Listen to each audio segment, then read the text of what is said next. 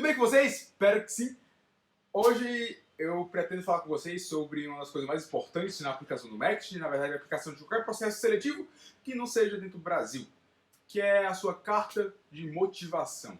Muitas faculdades, muitos processos seletivos, o MECT e muitas outras coisas também, utilizam a carta de motivação para julgar você no processo de inscrição. E para isso, eu estou com um grande amigo meu aqui, Silas Façanha, que ele, além de ter me ajudado na época que eu escrevi minha carta, ela ajudou diversos amigos meus a fazerem as próprias cartas para poder ir para outros países. Então, eu tenho um amigo que já foi para a França, foi para Paris, tudo mais, com diversos processos seletivos diferentes, e ele também ajudou a escrever essas cartas. Porque escrever uma carta com um processo seletivo, de aplicação e tudo mais, é um processo padrão de muitas faculdades, muitas universidades diferentes, e essa carta acaba sendo bem parecida uma com a outra. Então, quando você consegue dominar mais ou menos um estilo, você vai conseguir fazer as cartas mais direitinho e tal. Então, se apresente, por favor, Murilo.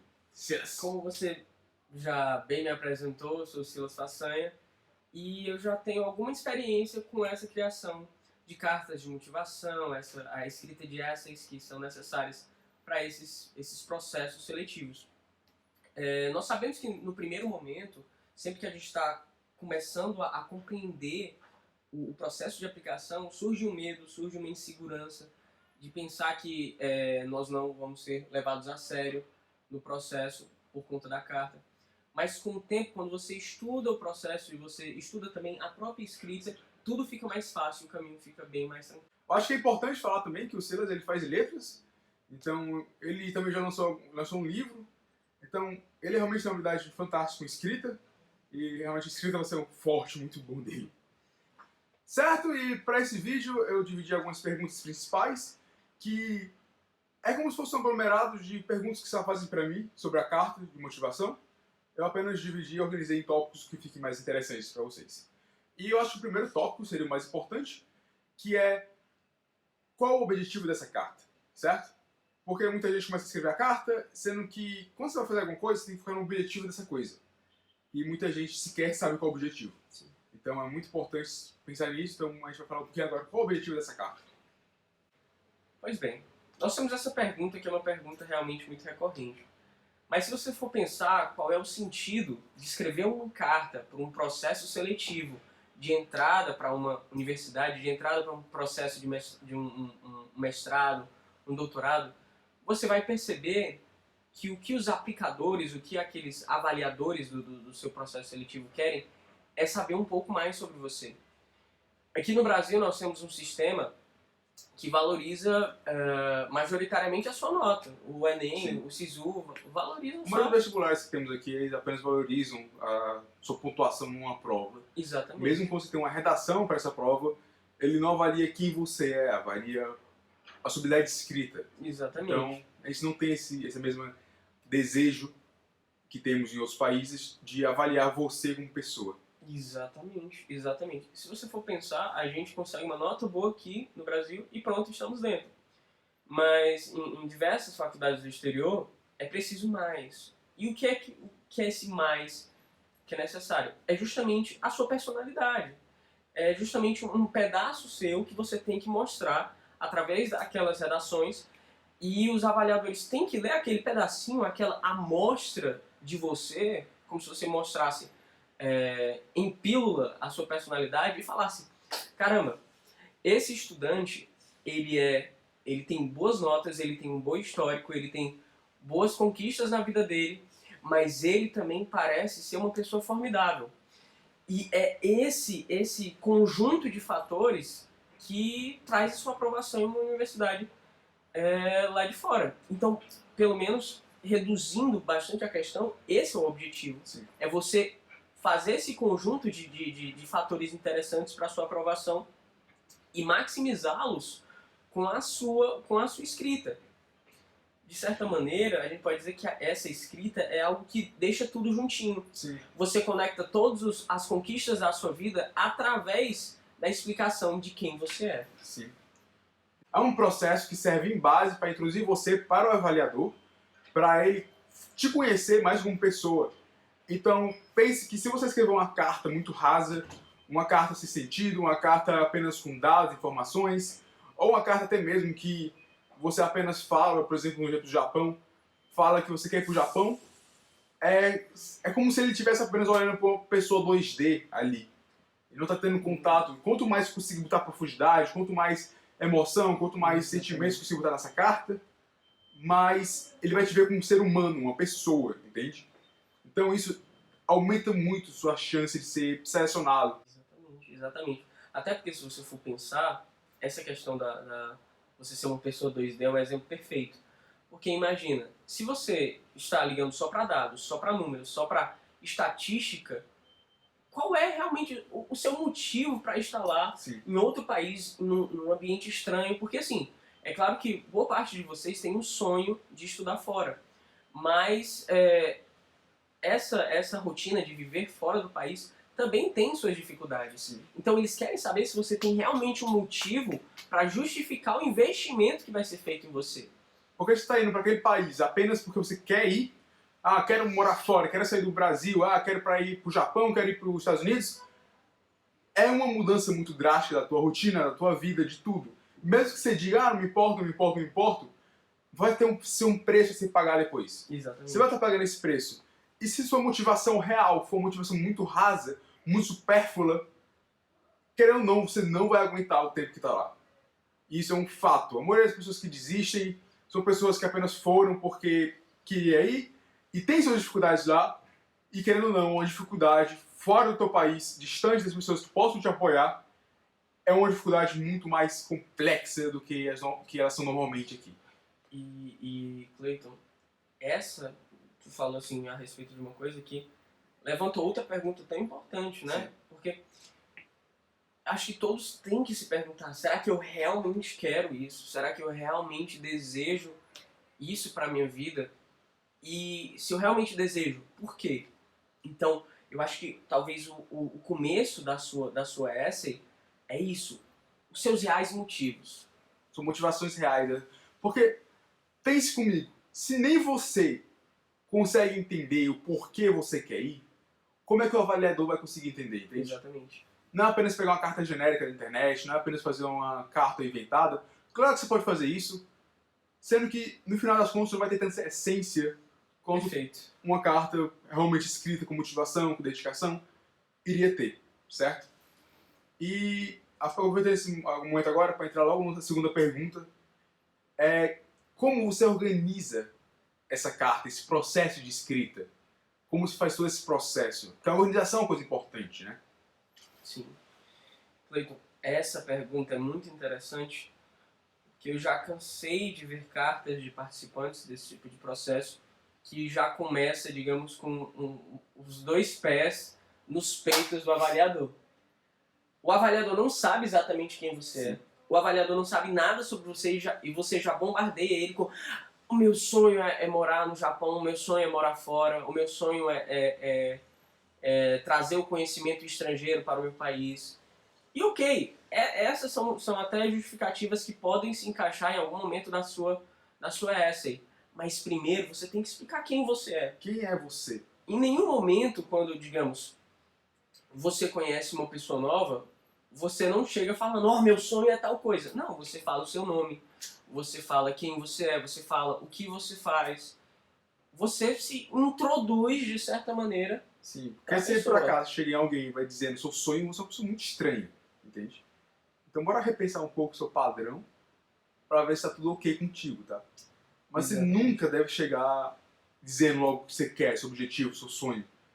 Você tem uma folha A4, dependendo do consulado, ser um pouco diferente, mas basicamente tem uma folha A4, é muita coisa para escrever. Exatamente. E ainda tô escrevendo a mão, tá digitando. É verdade. Você tem muito espaço para discutir, para falar. Isso, a parte de escrever não é um fator que te impede, certo? Muito pelo contrário, você tem uma oportunidade extra ali para você se expor, mostrar quem você é de verdade. Então, é muito importante você começar a organizar essas ideias e, primeiro, lembrar que a parte mais importante, a primeira parte, deve ser primeiro introduzir quem você é. E aí, a maneira que você tem como se introduzir são muitas e vai dar melhor que para você. Mas, teria alguma dica para a introdução? O seguinte, Cleiton, eu posso fazer posso falar o seguinte, eu posso escrever a redação da seguinte maneira, uma essay da seguinte maneira. Posso falar: olá, meu nome é Silas Façanha, eu tenho 20 anos, curso Letras na Universidade Federal do Ceará, eu tenho 3 irmãos. Ok, essa é uma forma, tá? A forma mais linear possível. Ou eu posso, de certa maneira, criar uma história a meu respeito, certo? Sim. Eu posso falar que, por exemplo, eu nasci quando meus pais tinham uma situação complicada financeiramente. E eu fui criado nessa situação de complicação financeira, até que finalmente isso veio a melhorar, e por conta disso, através da educação, eu pude ver certas possibilidades que eu não enxergava antes, e isso me trouxe até o processo seletivo do MEX. Então, nos 2 momentos eu fiz a mesma coisa. Eu me apresentei. Só que no segundo momento, eu fiz algo diferente. E o que eu fiz? Eu contei uma história. Então você tem que parar e anotar no papelzinho, anotar numa organização, qual é a sua história. O que há de mais, digamos assim, vibrante na sua história. Porque se você conta uma história bem contada, você automaticamente se conecta com o seu avaliador. Sim. E isso lhe dá milhares de pontos na conta dele. Então é algo que nós temos realmente que levar em consideração. Como contar uma história. Começar com o começo, desenvolver no meio e concluir no final. Você começa falando a respeito de você, das suas origens. Depois você desenvolve falando sobre algumas coisas que aconteceram na sua vida e que, de certa maneira, lhe trouxeram para aquela experiência do Maxter. E no fim, você reforça as suas origens que você colocou no início. Sim, junto com seus objetivos no Japão. Exatamente. E isso é claro que é um modelo meio raso que a gente está dando aqui, claro. porque varia para cada pessoa. Mas é muito melhor do que você falar: eu sou fulano, não sei o que, não sei o que, não sei o que, não sei o que, tenho 20 anos, Fiz tal coisa, tal coisa, fiz tal coisa, tal coisa, tal coisa, tirei primeiro lugar, olha a minha medalha, e pronto, é por isso que eu quero ir pro Japão. Pronto, você tem boas notas, você tem um bom repertório, mas você não sabe contar uma história, você não se conecta com o avaliador. Até mais porque todas essas informações que estão dizendo, você consegue colocar na ficha de inscrição. Então, basicamente, o que está dizendo para ele já leu no ficha de inscrição. Exatamente, ele vai ficar com ódio de você, porque ele está lendo a mesma coisa 2 vezes. Então, pense nisso. Pense em contar uma história. É uma maneira muito melhor de se apresentar, de dizer quem você é, quais são os seus objetivos, seus motivos, do que apenas dizer na cara dura, entende? Tente sempre colocar também os seus objetivos junto com a tua história. Porque quando você conta a sua história, você tem sempre o seu passado.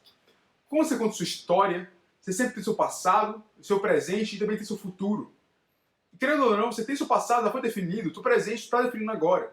Mas o seu futuro é incerto ainda. E nesse futuro você consegue colocar muita coisa. Entendeu? Então pense nisso. E agora, caso você não saiba como fazer isso, não saiba como organizar essas ideias, eu aconselho muito vocês a fazer um brainstorm. Coloque tudo que você já fez, bote todas as suas conquistas, das menores às maiores. Ganhei tal medalha pequenininha na minha sala de aula. Não importa. Isso. Às vezes essa medalha pode significar muita coisa. Então, coloque todos os pontos, todas as suas conquistas, também as coisas ruins que aconteceram na sua vida. Bote tudo que marcou a sua vida de alguma forma. E com isso você vai selecionando, vai separando por tópicos, vai vendo o que é realmente importante, o que foi realmente importante, o que não foi.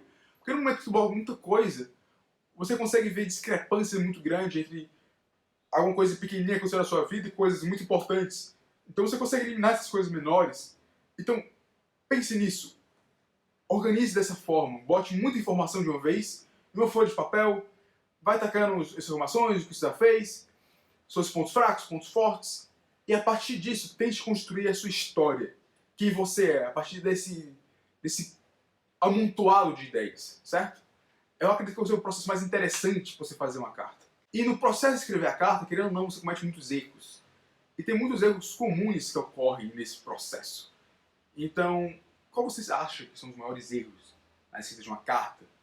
Cleiton, se eu pudesse realmente apontar os maiores erros, os erros mais frequentes, continuando o assunto da organização da carta, eu diria que um dos maiores erros é cometido por aquela pessoa que tem um currículo formidável, uma pessoa que fez várias coisas em sua vida, mas que para elas, para ela, tudo isso são só, digamos assim, como se fosse itens em uma lista de compras. Ela coloca isso na carta como se fosse uma lista de compras. Só que em vez de colocar batata, alface, cheiro verde, ela coloca medalha em tal canto, premiação em tal canto, participação de tal canto. Você fica só elencando todas essas coisas. Mas todas essas coisas têm um significado. Sim. Maior ou menor tem um significado. Uma importância para a sua vida e tanto para o processo de aplicação. Exatamente. Então, quando você vai falar dessas conquistas, você tem que mostrar. Ó, isso daqui ajudou-me a me tornar tal pessoa. Ajudou-me a desenvolver tal coisa.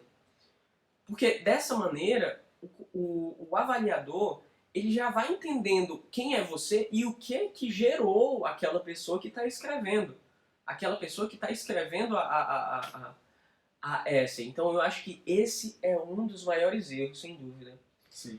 Eu acho que outro erro bem comum também, especificamente para a carta do Japão, é você focar apenas em querer dizer o quanto você quer ir para lá. Sim, sim, sim. É muito perfeito. comum você começar a escrever essa carta e dizer o Japão é um país com cultura fantástica, eu gosto muito de lá, eles focam na tecnologia, focam no desenvolvimento científico, e você fala sobre o país e eles, beleza, muito obrigado por gostar do Japão, Sim. mas e você, quem é? E você, quem é? Então é muito comum acontecer isso. E, desculpa, mas o fato de você gostar da cultura japonesa, ele não é um diferencial para nada, certo? Então, eu acredito que o processo do MEXT chega a ser apenas um pré-requisito. Porque não faz muito sentido você querer ir pro Japão se você não gosta de nada do Japão. Então, quando você for escrever essa carta, não cometa o erro de sair dizendo que você ama o Japão, você adora o Japão. Você pode dizer isso, não é errado, mas se for apenas isso, Exato. você está cometendo um erro muito grande. Eu tive amigos que aplicaram, que basicamente a carta dele toda foi dizendo o quanto ele gostava do Japão, o quanto a cultura japonesa era legal, e que gostava muito de tal personalidade japonesa. Certo, mas e você? Pense nisso, saca? A carta é sobre você, não sobre o Japão. Exatamente. Era exatamente o que eu ia dizer. É uma carta de motivação. Quais são os seus motivos? E não os motivos do Japão. Se você está falando só que você ama o Japão e tudo mais, beleza. Mas você precisa colocar algo mais seu, algo propriamente seu. Sim. E com esse erro que você apontou, Cleiton, das pessoas que falam que querem ir para o Japão porque amam o Japão, eu vejo outro erro. O erro do sentimentalismo na escrita das cartas. Você não consegue, digamos assim, filtrar os sentimentos e você acaba morrendo de amores pelo Japão. Sim. Ou você acaba detonando o Brasil. Eu já vi muita carta desse tipo. Tem muita carta que só xinga o Brasil. Só xinga o Brasil, exatamente. E pense como avaliador, qual o motivo de alguém vai querer alguma pessoa que simplesmente detesta o país que está vindo. Exatamente. Uma pessoa que não tem nenhuma pátria. Não dizendo que você tem que amar o Brasil, nada do tipo, sendo que o fato de você odiar o Brasil não é nenhuma qualidade para ti, não é nenhuma vantagem em relação a outras pessoas, muito menos uma motivação deles te quererem. Então, não tem muito motivo de você querer escrever que você odeia o Brasil, entende? Pense um pouco nisso, sabe? E de certa maneira denota um certo desequilíbrio emocional, né, cara? Você tá lá numa carta, no processo seletivo de um vestibular e você começa a falar mal a respeito da sua Origem, né? É isso, da sua origem. Querendo ou não, você pode discordar o quanto você quiser, mas o Brasil é a sua origem. Exatamente. O local onde você nasceu, como você cresceu, era importante para a sua história. Exatamente. Você pode odiar ele, pode não gostar dele, mas ele foi responsável pelo seu crescimento e por quem você é hoje. Então, basicamente, quando você odeia dessa forma o seu país, você também está odiando a sua origem. Exatamente, precisamente, Cleiton. Não podia colocar em melhores palavras, é exatamente isso. E assim, falando sobre o Brasil, eu acho que é interessante citar o Brasil quando você vai, por exemplo, falar dos seus objetivos. Sim. Você pode falar que você pensa em trazer os conhecimentos que você vai aurir no Japão para lá, pro Brasil. Você fazer uma ponte, isso, exatamente, criar uma ponte. É um termo que eles gostam muito, você consegue ver em muitas redações, que é criar uma ponte de conhecimento entre o Brasil e o Japão, ou entre o Brasil e o país que você quer aplicar. Então, esse termo, esse dizer, criar uma ponte entre os dois países, é um termo muito forte, porque tem muito significado, não tem apenas o significado de você ligar a tecnologia, trazer tecnologia de lá, informação de lá, conhecimento de lá, mas se ligar mais à cultura, porque querendo ou não, quando você faz esse processo, você aproxima a cultura dos dois países. Exatamente. Eles ficam mais amigos, de certa forma. E é muito mais maduro do que você simplesmente denegrir a imagem do Brasil. E é muito mais maduro, porque você acaba falando, o Brasil sofre de tais problemas, mas eu penso em resolvê-los dessa maneira. Sim. Isso é interessante, porque você não está só colocando problema na parada. Você está dizendo, o Brasil sofre esses problemas, por isso eu quero fugir do Brasil. Exatamente. Você está dizendo, o Brasil sofre esses problemas, por isso eu quero ir para o Japão, para tentar consertar esses problemas. Exatamente, eu mesmo. Eu não sou a pessoa que só aponta problemas, eu também quero soluções. Perfeitamente. Eu também diria que um dos maiores erros cometidos na redação do Max é a falta de organização textual. Sim. A falta de organização textual deixa o seu texto não só feio, mas é algo desagradável para o corretor. Você lê, você não sente vontade de ler, entende? Pelo contrário, né? Ele Sim, sente vontade de acabar logo com tudo. Então você tem um texto que está mal organizado, mal estruturado, isso gramaticalmente, você usa palavras que não existem, ou você começa a errar muita coisa, fica desagradável para quem está lendo, entende? E eu entendo que essas cartas têm que ser escritas em inglês, por meio da maioria dos consulados aqui no Brasil. E eu entendo que muitas pessoas não têm uma fluência em inglês, isso não é errado, querendo ou não, acaba sendo uma certa forma de privilégio você aprender inglês, muitas vezes no Brasil. Sim. Mas você ir atrás de fazer uma carta decente, mesmo que seja em português inicialmente, para depois fazer uma tradução. Não é errado você escrever em português e fazer uma tradução. É muito comum muitos professores de inglês dizerem que você tem que escrever uma carta, e se for fazer, se for traduzir, se perde muita qualidade. Realmente não é tão bom quanto, mas se você não tem um domínio da língua inglesa, não adianta você querer escrever a carta logo de cara em inglês. Você apenas vai te prejudicar. Exatamente. Então escreva a carta em português, busque a ajuda de professores que você conhece de português, que você estudou no ensino médio, mesmo que você não conheça nenhum deles, já esteja na faculdade, vá atrás de colegas seus que tenham pelo menos um nível melhor de português, ou até mesmo um mínimo. Use o Google Docs, use o Microsoft Word, que eles pelo menos corrigem palavras que estão erradas Isso já é e deixam pelo menos um pouco mais coeso o texto. Uhum. Entende? E, Cleiton, eu posso ainda falar de um erro? Pode, claro. Eu acho que talvez esse seja o maior erro de todos, que é quando a pessoa finge ser quem ela não é na carta. Qual o problema? Se você cria uma carta totalmente fantasiosa, uma carta onde você finge ser quem você quer ser, você vai ser cobrado por isso. Sim. Porque existem diversas fases de entrevista Exatamente. no processo do Max. Então, é possível que você seja aprovado, que você vá pra lá, mas no fim das contas, eles perguntam, peraí, foi você que escreveu essa carta aqui? Porque eu não vejo nenhuma semelhança entre a carta e você. Foi exatamente isso que quando eu estava orientando o Cleiton na escrita das cartas, eu falei, Cleiton, você precisa escrever as cartas sem fingir, sem parecer que é outra pessoa que está escrevendo. Você não precisa fingir que você é outra pessoa. Exatamente. Você tem os métodos na sua vida, tenho certeza disso. Só basta encontrar eles e saber apresentar eles corretamente. Exatamente. Não precisa fingir que você ama o Brasil se tu não ama. Mas, às vezes, tentar ver de uma forma diferente o seu ódio pelo Brasil, por exemplo, já ajuda bastante você. Sem dúvida. Esse fator de fingir ser alguém, isso vai ser sempre cobrado para você. Não é uma dúvida. Na hora da entrevista, eles vão perguntar coisas específicas que estão na sua carta. Exatamente. Então, se você pagou outra pessoa para escrever tua carta, se você não faz ideia do que está escrito nela, ou apenas fingiu que era uma pessoa diferente escrevendo essa carta, no mínimo você vai ter que fingir ser essa pessoa da carta na entrevista também. Que não tende a dar certo. Que não tende a dar certo, porque já é difícil o processo de entrevista você sendo você mesmo. Agora, se fingindo ser outra pessoa, se torna muito mais complexo, porque você vai ter que aprender a mentir também. Você vai estar mentindo na cara de pau para 3 entrevistadores e vai ter que responder perguntas pensando como se fosse outra pessoa. E entrevistadores que sabem reconhecer quando você está mentindo ou não. Então, seja sincero. Mesmo que para você o seu verdadeiro eu não seja o ideal, seja você de verdade, certo? Não invente mentiras, não crie narrativas fantasiosas, não faça nada disso. Apenas seja você, procure organizar bem.